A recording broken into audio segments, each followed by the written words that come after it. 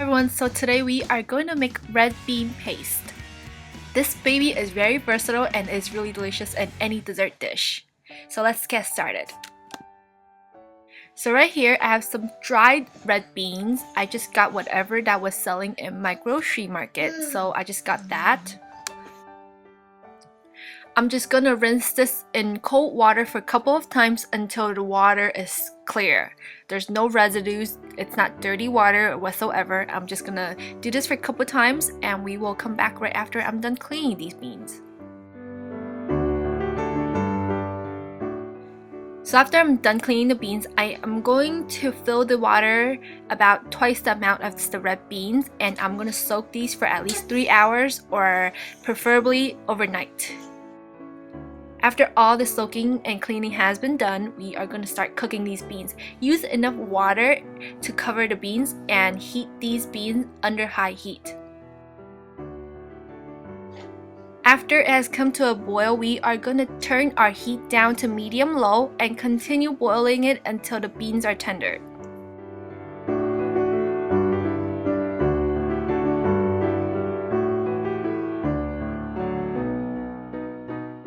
A way I like to check my beans is to grab a spoonful of beans and put it in a bowl and use my fingers to pinch them to see if they are tendered or not.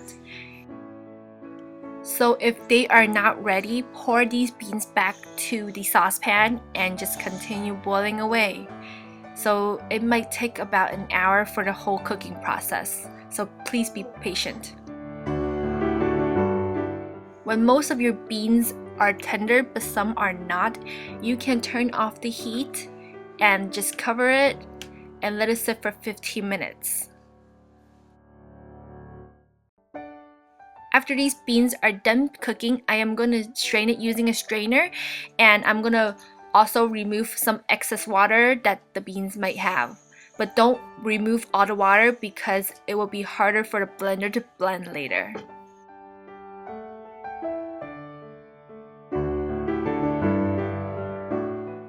And you can pour these beans into a large bowl so we can blend it later.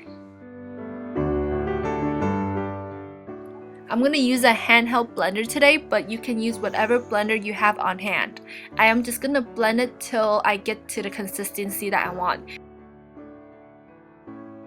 So this recipe is going to be really useful for my other videos because I am going to make red bean bread, red bean mochi, and all sorts of red bean desserts out of this red bean paste. So stay tuned for those videos if you want to learn how to make them. After you have reached to the consistency that you want, you can add as much or as little sugar as you wanted.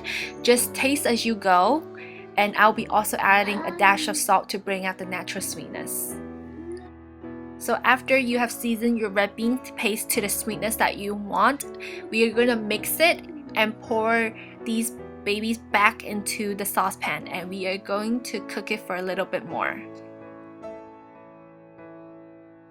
I'm just gonna heat these back on medium-low heat because I don't want them to burn. I just want the sugar to melt. So after your sugar has melted, you can also try again for the sweetness of your red bean paste. If it's not sweet enough, add a little bit more sugar. That's the reason why I like to start small, because I can always add more sugar to my red bean paste, but I cannot take out sugar if it's too sweet.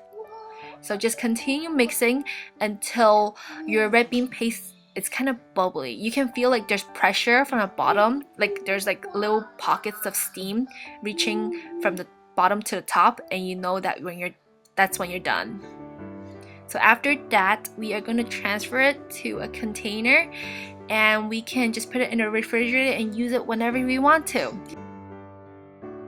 I hope you guys enjoyed this video, and I'll see you guys very soon. Bye!